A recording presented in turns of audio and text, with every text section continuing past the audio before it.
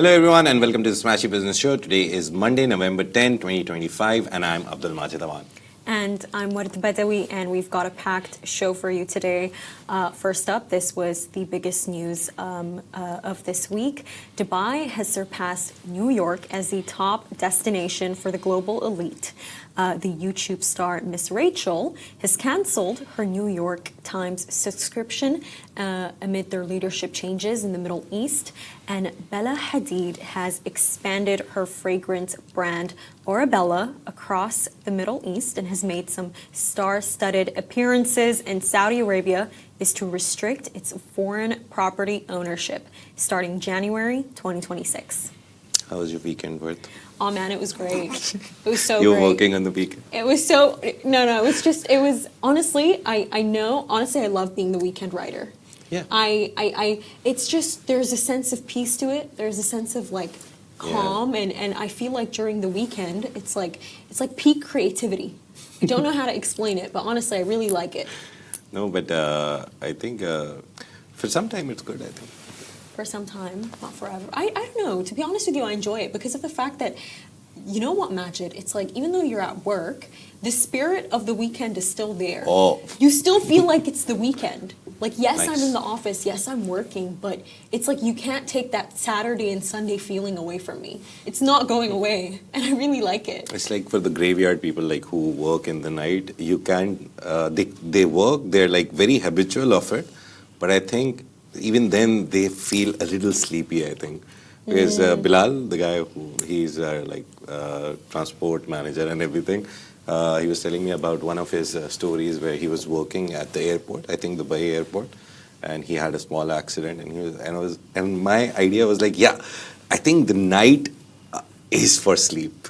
I know the world works 24/7, but I think the night is for sleep. With you. Yeah, but yep. That's what's happening. But the first story of the day is very interesting because Dubai has officially overtaken New York to become the world's leading destination for high net worth individuals, according to a new data from Surveils PLC. It's a data company, it's a real estate company, it's a lot of things in one company. The city's rise is credited to its tax-free incentives, safety, family infrastructure, and world-class lifestyle, making it a prime magnet for global wealth migration. Now, the report highlights Dubai's growing appeal among the affluent, noting that the Emirate now hosts more international schools than any other city worldwide, a sign of increasing family relocations. As global wealth rebounds, Dubai continues to attract millionaires seeking long-term stability and lifestyle advantages unmatched by traditional financial hubs. And Surveils attributes the influx to zero inheritance, capital gains, and wealth taxes, alongside the UAE's 10-year Golden Visa program.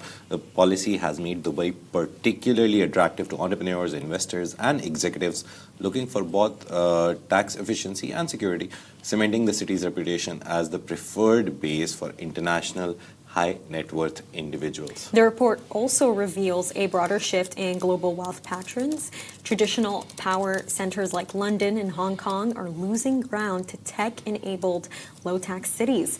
With the Asia-Pacific millionaire population growing fast, new hotspots such as Shenzhen, Bengaluru, and Tokyo are also emerging on the global financial map.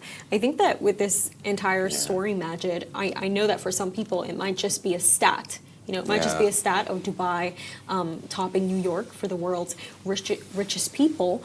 But I think that this entire statistic explains to you exactly why there is so much Western media bias directed towards Dubai. I think that it explains so much. It really does. Do you know what I mean by that when I say that?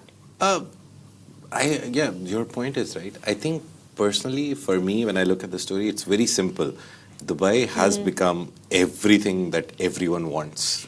Yeah. It's the perfect place to be right now, apart from the traffic a little bit, but they're building for it. There is a Dubai Urban Master Plan 2040. We see a lot of construction on roads you come from. You travel, I think, half an hour every morning, and then later. So you see literally everywhere there's like cranes over cranes over cranes, where someone is building something and they are making places for more people to come in, more people to live in the high rises, and get villas and everything. The main point, I think, is it's not going to slow down. I think 9,800, this number came at the start of the year. We're nearly at the end of the year.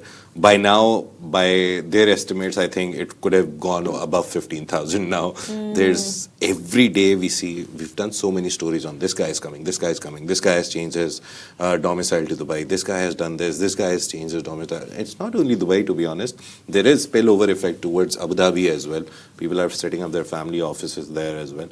So it's just overall UAE environment which is perfect for anyone to come here. But that's exactly what I mean, though, Majid. Right. It's like if you take a look at the internet right now, social media right now. I specifically mentioned the hatred towards Dubai because Dubai has kind of like become this like buzzword. Every single Western media loves to write a hit piece about Dubai, and it's like, this is what I mean. It's because of this. It's because of Dubai becoming this like rich elite city. It's stealing the rich from Western countries, and that's what it is, and they're really mad about it, and they don't like it, so they're going to try to overshadow all of its achievements in every single way that matters. And it's like, and I think a prime example to me of this, and some people might not agree, is recently we've obviously been seeing on the internet how a lot of Western outlets have reported on what's going on in Sudan. Yeah. Now, I'm a Sudanese person. Sudan right now is going through, one of the largest humanitarian crises in the world, which needs to be recognized. And have you noticed how they've all reported on it? They've all reported on it. Atrocities, genocide. But, these are the same... They've used the word genocide, right? Exactly. Finally. Not for Palestine. This is what I'm saying. But yeah, But for here the they last- very easily used it. That's exactly what I'm saying. And for the last 2 years, when they talk about Gaza, when they talk about Palestine, they say war, Hamas conflict. Yeah. But, for some reason, with Sudan, they can suddenly say the word genocide. And I really don't think that's out of love for black people or what Africa is going through. I just think that, when you take a look at these differences, I think that people really need to be aware of these things and recognize them and understand what bias is being pushed on all of us. But I think it's a fact that, Western media does all of this because look at the UK. 9,500 people last year from the UK, millionaires, came to this country. Yeah. That number is projected to go to 16,500 people. We are literally taking the rich, and they're really mad about it. And honestly, they're so obvious about it. It's petty, and you see it. You see it in the media. To be honest, we just read a word which is called global capital migration. And it happens. It happens every 2 or 3 decades that one of the regions finds something and then builds on it. Kudos to the leadership of that region that they actually use all the resources. Like Sudan, it's full of natural resources. It's full of so many things that can be used to build like a superpower in the world. Not being done. Call it corruption, call it anything. There's like 180, 190 countries in the world. Everyone has something unique. It's just the lack of leadership. And then you see Middle East, and there's like complete full throttle leadership, proactive leadership, which you see in Saudi Arabia with Saudi Crown Prince Mohammed bin Salman. Then in UAE, you see the president, His Highness Mohammed bin Zayed. Then Dubai, the story that we're talking about, His Highness Sheikh Mohammed bin Rashid. All of these people, they think 20, 30, 40 years ahead. We already have a centennial plan for UAE, which is 2071, UAE centennial plan. Wait, what does that mean? US centennial is the 100-year plan. So in 1971, they got independence, or like they became the trucial states. And 2071, they already have a plan that by 2071, we need to be there. We need to have this much as GDP. We need to have this. There's a whole plan. So imagine they're planning 100 years ahead. That is what leadership is, and that is why I think the global capital migration is happening, because people now actually see that no governance system or no democracy, which America imposes on literally everyone, it's not the systems that work, it's the leadership that works. If you don't have good leadership, be it democracy, dictatorship, autocracy, theocracy, meritocracy, monarchy, you have any system, it falls down. It comes crumbling down only because you don't have the leadership to work on it. And that is why we have such great leadership. We did Dreamers over the weekend about Sheikh Tanoon. Ward wrote a very nice piece, and the video was great as well. Make sure to watch it, guys. You just talk about, apart from His Highnesses and the leadership, you come down to levels also. You see there's like, it's not just at the top level. It's even after that, His Highness Sheikh Tanoon, the deputy ruler, the security head person, he also holds a position. Then you come down to ministers. Every minister that you see knows what he's talking about. You listen to be honest, I'm truly, I used to be really inspired by a lot of speeches by a lot of great people. Martin Luther King, his I Have a Dream speech is one of my favorites. There's so many people. One of the Pakistani leaders, Zulfikar Ali Bhutto. He stood in the UN, tore the pages, and... Can you please say that name again? Zulfikar Ali Bhutto. He stood in the UN, he gave a, I think, 50-second speech. He tore the UN whole agenda and said that whatever you're talking about, I don't care. My country needs me. My country hearkens for me. I remember the exact words of it. So there's so many great speeches throughout history when you read them. And then you go and now see the speeches and the talks and the panels done by these ministers. Some of them, like Al-Ulama, great guy, AI minister, first ever in the world. When he talks, you actually find good value from it. It's not like, oh, we're this number one, we're number two, we're number three in this, we're number four in this. His ideas, basically, if he's the AI minister, what is his vision? He's so confident and clear about it. So this comes from the top and then it seeps down. And even to be honest, all these millionaires moving here, all the people that we are talking about, startup founders, going to hubs like Hub 71, DIFC, DMCC where we went, all these guys going there, the entrepreneurs who already have set businesses and then they're moving here. All these guys don't just come here because they're like, oh, no tax and no this. They look at the founders and the leaders and they're like, no, these guys actually care about us and if we get successful in our business. Pavel Durov is a very good example. The recent speech or keynote he gave. About the Louvre? Yeah, he announced like the 24-minute part was 22 minutes for Cocoon, which he launched, but the first 2 minutes were exactly what everyone is thinking about when they're moving to Dubai, UAE, Abu Dhabi, anywhere. That you look at Europe, it was the place to go, and now UAE is, and now the Middle East is, now Saudi is the place to go if you want to become bigger, if you want to become a unicorn, if you want to expand. I don't think it's like, I don't think we can, we can say that, it's because, they really care about people. Yes, I do think they care about people. But I think you can't always care about everyone and know everyone. Yeah. I think it's this very clear recognition of this like symbiotic relationship where both sides can equally benefit. And I think that's all things in life. I think that with any partner that you want to work with anybody, you want to have, that equal piece of the cake that you always talk about. And I think that's what it is. I think that they recognize and they understand that you can work with people from different nationalities, from different races, from different countries, and both sides will equally benefit. That is not something that they think about, that kind of bias. It's just more of, okay, will you empower our economy? Are we both going to have, something equally beneficial here? But just to move on to the next story of the day, the children's sweetheart, Miss Rachel, and the YouTube star has canceled her New York Times subscription, accusing the newspaper of publishing dehumanizing and biased coverage of Palestinians. Now, her decision followed a report by The Intercept, which revealed a leaked internal memo instructing reporters in the New York Times to avoid terms like genocide, ethnic cleansing, and occupied Palestine. And the memo also advised journalists of the New York Times to describe Gaza refugee camps as neighborhoods.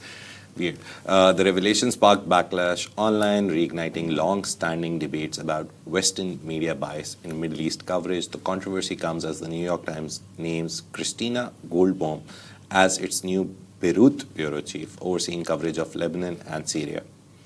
Now, the paper's regional expansion follows growing criticism from Arab creatives and journalists. Now, Lebanese designer Marwan Kabour, he's London-based and he's a founder, said he turned down leadership role with the Times Middle East team and North Africa, accusing the publication of being complicit in genocide. Now, the public response underscores widening distrust toward Western outlets covering the conflict.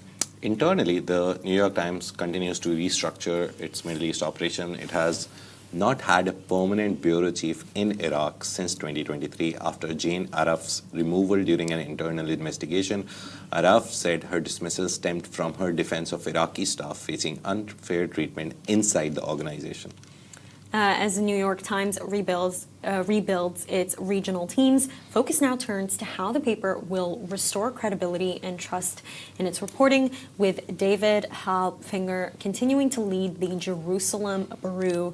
Analysts say the challenge lies in balancing editorial integrity with growing global scrutiny over its coverage. And we just forgot to mention that they have actually found someone to lead a new bureau that they have in Beirut. Her name is Christina Goldbaum, and she is basically going to oversee the coverage of Lebanon and Syria for the New York Times. And it's just interesting because you have us reporting that this Lebanese designer based in London rejected the role, and then, you know, someone else accepted it just in October. But what actually happened with the lady Jane Araf? I hope I'm saying her name right. Please excuse me if I'm not. But basically, Jane Araf Majid, she was brought to lead the Baghdad bureau for the New York Times. And essentially what actually happened, if we go into more details, basically, according to Semaphore, it was an exclusive by them, I think, in 2023. They basically said that the New York Times had instructed her that we need you to cut costs in the company, not by hiring U.S. staff. I mean, not by firing U.S. staff, by firing non-U.S. staff. And she took a stand. She took a stand, and I think what basically happened is that she pushed back. She pushed back, and she actually defended the Iraqi writers in the company, and it was also to the point, apparently according to Semaphore, she actually asked the employees, does this go against Iraqi law? And I think that perhaps was something that, you know, bothered them, that she was standing with the Iraqi people much more so than the organization. But actually, I don't see it that way. I do think that her being in the interest of keeping those Iraqi people in the organization is still in the interest of the organization, because if you think about it, newsrooms, you remove bias when you have people from different races. Yeah. You know, how can you go to Iraq, fire the Iraqis, and keep a bunch of U.S. journalists and expect them to report with no media bias? I think that's the way that I really think about it. See, there's always a third-person perspective in media. Which is whenever I was taught this by my editor one fine day, that when you read a news, there's always two sides of the story. For example, there's a case, there's one person, then there's the second person. It's like you always have to read it from a third-person perspective. You don't have to take a side. Even if you agree with one person. For example, I'll give you a very weird example, and I know will sound weird, but as a journalist, the rules are that even if you're covering Palestine and Israel, you need to have a third-person perspective. You don't need to be on Palestine's side. I agree that whatever is happening is wrong. It's 100% wrong. It is a genocide. I agree with everything, and that's my personal opinion. My personal opinion and bias should never jump into the piece or reporting that I'm doing. I always have to be unbiased, and I always need to have a third-person perspective where I don't take any sides. I look at the facts. And thankfully, in the Palestine-Israel case, we see the facts. We see that the World Bank, we see IMF saying like it's $56 billion, $60 billion just for reconstruction. It's not even like reconstruction of making Burj Khalifas in Palestine. Basic reconstruction of houses and infrastructure, roads, all of this will cost $60 billion. Then you look at other facts of the that UN rapporteur, I forgot her name completely. Sorry for Francesca? that. Francesca Albino something. But yeah, her report where she goes and looks at 300 plus companies and their connections. Like it's a big detailed research report. It's not like written by a 5-year-old. It's written by a lady who has experience in the region. Francesca Albanese. Francesca Albanese, yeah. And she goes and she brings us the facts. Then you go to any UNRWA, they give you the facts on ground. You go to what's the name of the doctors union? Doctors Without Borders, Médecins Sans something. They give you the facts. So third person perspective would say that I have to look at the facts. Well, what do you think about the New York Times? So New York Times, I know sometimes, and it's not even a problem with the writers, it's just a bias with what you grew up with. If I grew up in a neighborhood where I was told since the start, like the whole village that raised me, if they tell me that Palestine is not a problem, Hamas is a problem, I grew up with that idea. To remove it from my brain, from its root, like completely, and then the idea is unlearning is the most difficult thing. Learning anything is the easiest thing that you can do. So unlearning that bias is the biggest problem. And coming back to the Western propaganda that we're talking about and the New York Times, this is what they have done over the years. This is what they've portrayed the Middle East, Palestine, Gaza, Saudi even, that they're greenwashing, they're sports washing. They just took the word washing and put everything in front of it. Oil washing, capital washing. They've put like 100 sports washing, green. They've literally put a word with washing for everything that Saudi does. Even if they're doing something good, they want to focus on sustainability. Oh, let's call it green washing. They're doing something for sustainability. They're reducing the gases. They're literally doing anything. You just put washing with it. That's the bias that people in the West grew up with because they had access to their media, and that is where journalistic responsibilities come in. Thankfully, I learned from a very great editor who faced the same situation as what's her name? Jan Aref. He faced a situation, he resigned. He was like, you want to do it? I won't be here. So he resigned and we got a new editor and he did the firings and all that. Because we, in Pakistan, I was working for a newspaper which is the publishing partner of the New York Times. I don't blame him. So sometimes people take stands. His stand was that he can't save us, but he was like, then I won't be a part of it. And he went on, he did great things. He started a whole media literacy program in a university, in the top university of Pakistan, IBA. And then he started teaching, he launched bachelor's courses, master courses. He was like, if I can't, like current generation of owners of media, I can't change their view, I'll make the newer generation more open to the idea that this is wrong. So he took on the onus and turned the newer generation into better journalists. That's how things should be. Even in this case, sorry, a lot of journalism coming to my mind, all the books that I've read. And I remember one of the podcasts Rich recently was at, there's a nice clip he shared where he said that whatever knowledge right now we have in the world from the Western media, whatever movies we have, whatever songs we have, whatever media, whatever thing we have in the form of media, if we translate it into Arabic, it won't have that effect. We need Arabic stuff, like first primary Arabic stuff, movies, everything, right? Likewise, we need better publications in the Middle East who tell the true picture outside. And that's the good thing that that the National is growing. To be honest, they are some of the biggest names. We're trying to be, but we are also trying to contribute to that.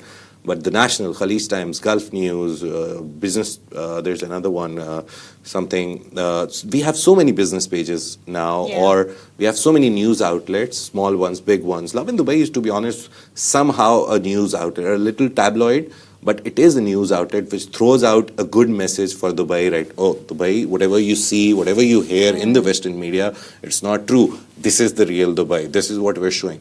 Same with Smashi Business. We show that, no, we also have founders who've worked, who've made multiple startups, right? But you know what, Majid? It's that point about it's like the founders, the Yeah. ownership. The New York Times, I believe, they're owned by this family called the Schultzberger family. I can't really say it right, but I remember I was actually listening to this podcast, the Semaphore podcast, and they were speaking with Meredith, the CEO of the New York Times. It was a really good episode.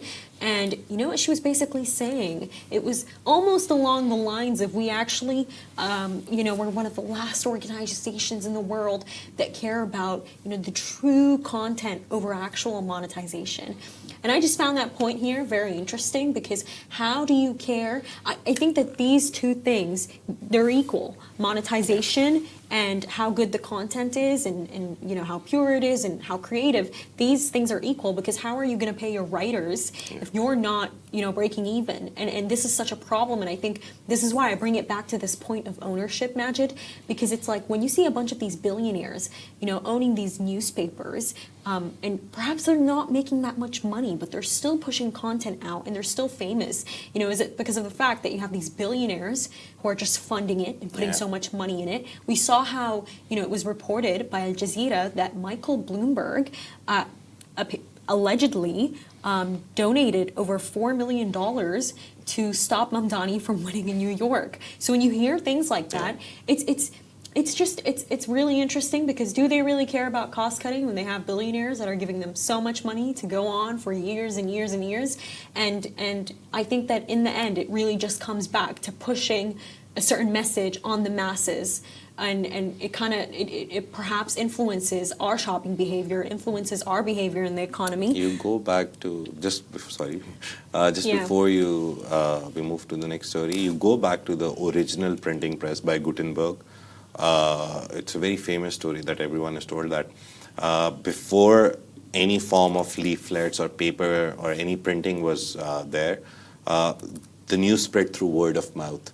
And the theory of communication is that whatever you say will never reach the receiver in its complete true essence. There's always noise in between. So if I tell you a word, go to Kirby and say this, you will, even if you say the exact same words, use the exact same tone, maybe the receiver has an emotional bias at that point. Maybe he's angry, frustrated, maybe he's too happy.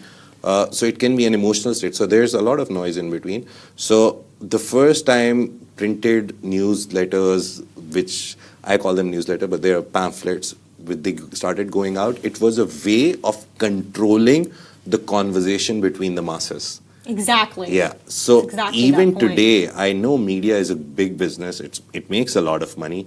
But even today, in its truest form, media of any sorts, be it billboard or be it a newspaper or be it a digital publication like us, the idea is to send out a message which the people receive and they have a mass level conversation about it. So it was always a tool of control, not in the negative sense of control, in the sense of controlling the conversation. So if, for example, we always try to highlight the startups, the founders of this region, the good stories of this region, our idea at Smashi Business is that we send out a message to the world that this is the conversation you should be having, that this region is building something. Like Replit founder said that we need a Silicon Valley here. Tariq Amin said that I already think that Saudi Arabia is the AI Silicon Valley. Yeah, I don't really agree with Amjad Masad on that one. I think that it already exists. Perhaps we just don't have a name. I think that's what it is. I would say it's Dubai, make by the it a desert valley, not a Silicon. Silicon came from the silicon chips. That is why it's called the Silicon Valley. That computing power increased and everything became so much better. But maybe we can make a desert, or we can make something. We'll come up with a word.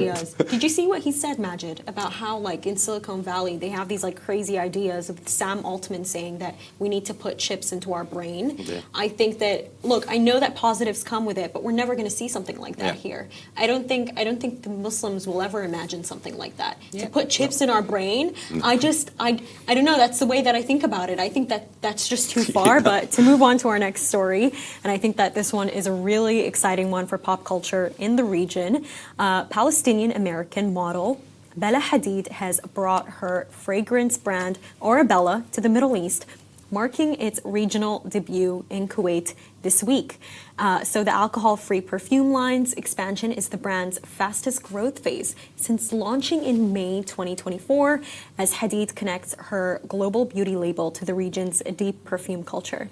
And Hadid drew massive crowds at Mall of the Emirates for the Ulta Beauty into Ôrebella pop-up, celebrating the brand's rollout ahead of Ulta Beauty's first UAE store opening there in January 2026. The event showcased Ôrebella's signature oil-based fragrances and reflected the model's growing influence in the Middle East luxury retail scene. So at 15,000 square feet, Ulta Beauty's Kuwait store, and I did not know this, by the way, it's the largest globally, and it features Ôrebella as a flagship brand. So through its partnership with the Al Shaya Group, which is such a win for them, Ulta is planning its Dubai Mall location in March 2026. The Mall of the Emirates location is coming in January, further strengthening its Gulf presence and expanding access to clean beauty brands for the region's growing luxury consumer base. We're going to finally see Sephora actually have some real competition. Yeah. And the Middle East fragrance market, it's nearly valued at $3.8 billion, and this was in 2024, and it's forecast to hit $7.8 billion by 2033, according to Clayt Corp. Ôrebella aims to capture the growth with region-exclusive oud-inspired scents tailored to Gulf tastes and the rising demand for sustainable oil-based perfumes over traditional alcohol-based fragrances. But I think this is when it really gets interesting, Majid. I think that the region's beauty industry is also seeing such a boom in influencer-founded brands, and this is something I think I've been following up with a lot. So leading names include Lebanese Karen Wazen's eyewear line and Syrian Nareen Amara's Nareen's Beauty, which launched just a month ago. And then you have Saudi Yara Al Namla's Moon Glaze, So Matcha. She has a lot of brands. And Iraqi Noor Stars, just last week, has launched her perfume brand, Nafis, highlighting how content creators are now key players in the Middle East's booming beauty economy. It's actually called Nafis. But I think with this entire story, Majid, I thought that it was so important to cover for Smashi Business because of the fact that, number one, by the way, most of our audience is men. Yeah. And I know this. By the way, over 60% of our audience on Smashi Business is men. Hey, you're welcome. But I want more women. I want it to equal out. I really want it to equal out. But for this story, I focused on it, Majid, because, some people may underplay these beauty brands, but we saw how with Bella Hadid, her friend, what's her name? Hailey Bieber, the wife of Justin Bieber. We saw how recently she sold the cosmetic brand Rhode to e.l.f. for $1 billion. That is such a huge success. These brands go on to do really well when you have a bunch of consumers on TikTok who want to look like Hailey Bieber, who want to look like Bella Hadid, who have been following them for the longest time ever. And so when you take a look at the region and you see how people have already done this, and I think Karen Wazen is a very successful example. Her eyewear line, it's been around for a while. And by the way, a lot of celebrities wear it. A lot of people, I think, purchase it. So I think that this is showing the potential and, how our own Middle Eastern founders, besides Bella Hadid, who is a global one, I think, are doing really great too. Yeah, and they should. The capital is coming here, so they have the opportunity because people now have bigger buying power. So anything that you launch in this market, to be honest, you will have a good customer base for it. Even if you sell a $10 thing, 36 dirhams, I think, around 36 dirhams, and you sell it to 100,000 customers, it earns you a lot of money. And what if it's a recurring thing that they need every week or maybe something? Makeup is one of those things. Perfume is one of those things which you need every month or at least after 2 months. The best idea right now, to be honest, is to come here. Bella Hadid coming here, like I saw the story that it was a very nice quote that Middle East is home to me. Makes sense because she has roots here. And coming here, launching here makes perfect sense because right now, it's not even like on the emotional level or home level, economically as well. It makes perfect sense to launch anything in this market. It definitely does. Flies. It literally flies. Yeah. And the next story here is Saudi Arabia. Saudi Arabia will limit foreign property ownership starting January 2026 under new regulations announced by the Real Estate general authority. The updated rules allow non-Saudis to buy property only in designated, registered zones and require full disclosure of ownership details and documentation to ensure compliance with the new law. The changes fall under the law of real estate ownership by non-Saudis approved in July 2025. Foreigners and companies will now face a 10% combined fee and tax on purchases, while violations, including false information, could lead to fines of up to 10 million Saudi riyals. That's basically like $2.67 million. And the new law applies to 5 categories: foreign individuals, foreign companies, Saudi firms with foreign shareholders, non-profit organizations, and diplomatic missions. These groups may own property for residential or commercial use in approved areas, but must comply with strict procedural rules and grace periods outlined in the executive regulation. Authorities will soon release detailed ownership maps for major cities, including Riyadh, Jeddah, Mecca, and Medina. The maps will define permissible ownership percentages and property types for foreign buyers. Officials say this framework aims to enhance market transparency and protect national real estate interests as development accelerates nationwide. And the new property ownership framework follows Saudi Arabia's broader economic reforms under Vision 2030, designed to attract investment while regulating foreign participation. Analysts say the move balances market openness with strategic control, ensuring real estate growth continues responsibly amid rising international demand for property in the kingdom. And I think it's fair. I think it's very fair. To be honest, I think it's a spillover effect of the UAE market. Everyone is here already. It's already booming. So we were like maybe Saudi Arabia is the next UAE when it comes to property. I think Riyadh, the rent freeze story that we did, that is going to slow it down a little, but still, so many things coming up. 2034 World Cup, 2030 Riyadh Expo. Trust me, when NEOM is built, I think that it's going to smash the property crazy, market. Imagine, I found these videos on my TikTok, and I'm so shocked. It's like these influencers who are married to these engineers who work for NEOM.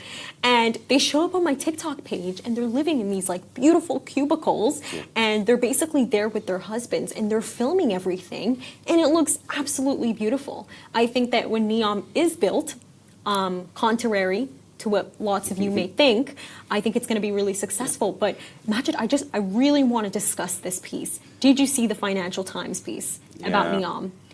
Honestly, I really think it's not valid. Something is really off about these 20 sources. Why would 20 people... It was mainly about the line. Yeah. The headline was very weird, end of the line. It is a part of NEOM. It's like one big part of the 4-part NEOM. My only opinion is they'll do anything to play it down. They did everything to play Burj Khalifa down. They have done everything to play Jeddah Tower down. They've done everything they could to play Middle East down, UAE down, Abu Dhabi down. To be honest, when we're talking about the whole bias, if you go 10 years back and you start reading about Western coverage of the UAE, you will see what is happening to Saudi right now, what's happening to UAE. I went back, by the way. It's so funny. I saw something on The Guardian, and I think it was also The Telegraph back in 2008 and 9. I was researching it, and basically, The Guardian was saying how Burj Khalifa is only going to be half built because, there was a financial crisis back at that time, and they just thought, no way is this just going to, finish being built. But I think with the entire story, if we actually unravel it, she said something specifically, Majid, that really stood out to me in her video, this host to camera that they did on Instagram, and that it was basically, according to 20 people in the NEOM staff. Some of the engineers who are working there, some of the project directors. The line may never, she said this word for word, the line may never host a single person. Yeah. And I really doubt the credibility of this because, NEOM has, it's been ongoing since 2017. By the way, there are a lot of people who worked for it and then left. I actually have a family friend who used to work for NEOM, and they told me that this project is 100% happening. Yeah. Where did you get these 20 people from? Why would 20 people who are being I think they were funded, fired and they were angry. Yeah, exactly. That's what I'm thinking. Because why would 20 people who are actually still working in NEOM, who are getting great salaries, why would they come and tell you something like this? It just, it does not make sense. And I did more research about it, Majid. They've signed NDAs, they're scared. But Because obviously, Yeah. even if I'm working at this place, I would never go out and be an anonymous source. If I'm paid right, if I see the potential in the project, if I'm earning from that project, I would never go out and say it's never going to see the And light I do of the think they're day. paid right, because if they Right. weren't, we'd hear rumors, and we don't hear Yeah. anything about that. And we haven't gotten any source Yeah. from the Arab News, which is Saudi owned. We Yeah. haven't actually gotten anything that there's been any stalls, that Yeah. this is actually real news. It's just come from the FT. Yeah, the only thing is, see, it slowed down. 100% agreed with it that it Yeah. slowed down. The pace that they decided that we'll build it in these years, it has slowed down. That doesn't mean that it stopped completely. Yeah. Sometimes you take 2 steps back to sprint. I think this is them taking 2 steps back, reassessing everything. To be honest, I don't know why, but the FT and all these Western outlets, they should go and look at all the consultancies from their countries which actually did the consultancy on the projects. Blame them. If they made those PowerPoints that they're famous for, and they completely said like, yeah, you say 10 years, yeah, this can be done in 8 years. Why not go Imagine find this their is shady. I Right? like this. Go find their pitch decks, which these consultancies gave to NEOM, and then why not blame your own people? Why blame, oh no, Saudi Vision is not working, NEOM is not working? There's like hundreds and hundreds of companies which are Yeah. involved in building, developing, planning, and the first step is consulting. Your big 3, your big 4 are the biggest consulting companies in the world. There is no Saudi biggest giant in the top 4. There is no UAE giant in the big 4, right? It's Yeah. all McKinsey and this and that, the other guys who got banned. It's all you. It's your people who gave them the dream.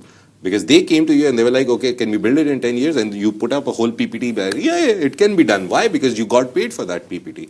So it's your problem. You lied to them. Now, if they're going back and checking everything and reassessing that, oh, Yeah. whatever they said was just on paper. And by the way, Majid, it's actually Blame completely them also. normal. Yeah. No, what's happening is actually completely normal. I think what we're seeing across the media, if we really sum it up, is that they're basically coming up with this very simple explanation that just because the budget is changing, that's why they have concluded that it's a failure. And that in itself, by the way, that's such a subdued explanation, because if you actually look at research, if you actually take a look at like management planning, at what scholars say, it's very normal for mega projects to exceed their timelines. It's very normal for costs to either be underestimated or overestimated. Usually And in the end, underestimated. but usually in the end, this is something normal, and it does actually end up being built. It's just there might be some challenges, but it will power through. Research has shown this. Let's make it simple. When NEOM was announced and the whole plan was finalized, and Saudi Crown Prince Mohammed bin Salman, he announced that there was no plan for 2030 World Cup. They didn't know that the money will be going there as well. One, Riyadh Expo was done, but they didn't know that Riyadh Expo they will have to build something. Sometimes you underestimate the And cost oil as prices usual. changed. Yeah. Oil prices changed. That was the third point. No one knew that the oil prices will come down to this, like 65 to 70 window. Yeah. Saudi relies on oil. I'm not saying they don't. Everyone knows. So it's like the biggest earning point for them. They didn't know. No one knew. So if they're reassessing the cost, it's not a problem. It's actually a good thing that they're not just blindly running in a direction which was again given to them by your people, your own countrymen and your own Western agencies and consultancies. They're looking, they're stopping, they're assessing, and then they'll restart. Also, I wouldn't be too worried about costs I'm not paying. Yeah. Right. And they have the money, they have the resources, and I think They no get one, paid for their PPTs, right? They don't care what else is happens true. after that. That is So, true. yeah. And that's a wrap for today, everyone. Thank you so much for tuning into the Smashi Business Show. Really sorry that was a bit of a long one. Make sure to follow us across all social media channels at Smashi Business. Stay ahead with our daily newsletter. You'll find the subscription link in the description. This has been a Smashi Business Show, Smashi Business Production, part of the Augustus Media Podcast Network. Big shout out to our more than 2 million listeners. I was online. I kept sending comment that please comment. We'll shout out your name, but no one did. But it's okay. We'll wait for you guys. Be a part of the show. Write your name. Write any comment. Comment on the stories. We'll give you feedback live here. Thank you very much. Have a great day. We'll see you tomorrow.